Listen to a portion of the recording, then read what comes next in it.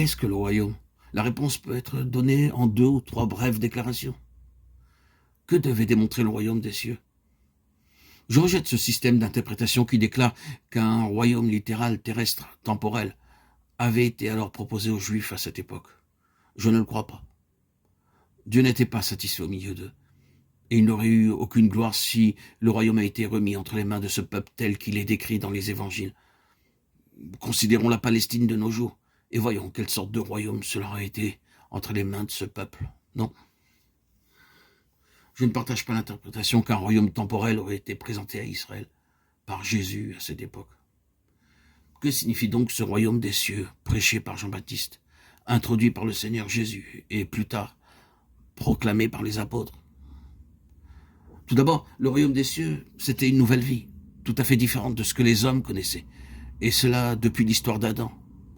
Le Seigneur y a fait allusion lors de sa première référence au royaume, quand parlant à Nicodème du besoin de son âme, il déclare « Si un homme ne naît de nouveau, il ne peut voir le royaume de Dieu. » Parce que c'est une autre vie qui se manifeste comme lors d'une naissance.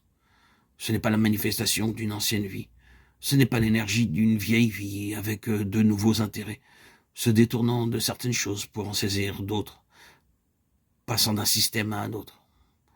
Avant, vous étiez tourné vers le monde, mais maintenant, avec la même vie, vous auriez opté pour la chrétienté. Non, c'est une autre vie, différente, une vie qui ne s'était jamais exprimée auparavant, donnée par Dieu lui-même. La véritable essence du royaume des cieux, c'est une nature céleste, dans une vie céleste, accordée comme un don tout à fait distinctif. Une autre vie, c'est ainsi que commence le royaume. C'est aussi une nouvelle relation, une relation avec Dieu. Ce n'est pas que désormais nous nous intéressions à Dieu, que Dieu est devenu l'objet de notre considération, parce que nous avons pris parti pour le christianisme. Non, non, c'est une relation. C'est une relation qui a sa source dans cette vie même. Nous sommes dans un domaine nouveau, avec une conscience nouvelle de notre relation avec Dieu.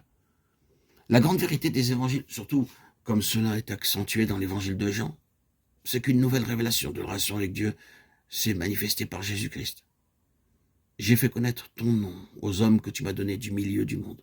Jean 17, 6. Ce nom de Père, il en parlait souvent.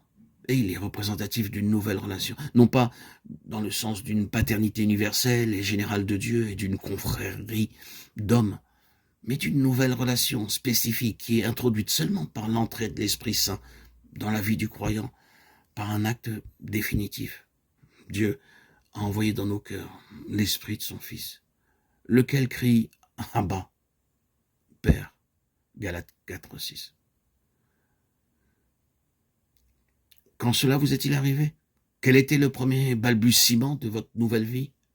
Père, quand nous sommes nés de l'Esprit, il y a eu l'introduction d'une complète et nouvelle relation.